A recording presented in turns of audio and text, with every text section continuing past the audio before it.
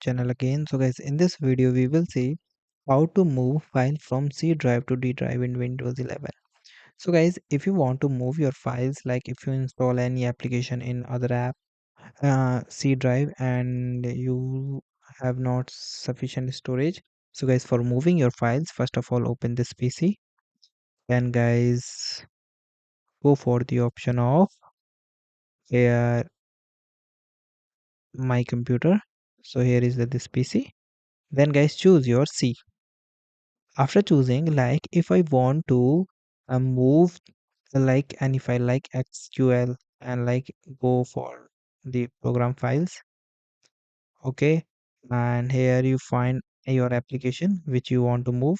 So guys, you simply go and right click on it, okay, and guys here you see the option of instead of copy you make the cut.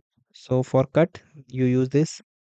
So when you cut, you just go back to your uh, another drive. So this is my D drive, and you just paste it. Okay, it's ask you the permission, so you continue and you allow it. Okay, so this is the way that you can do.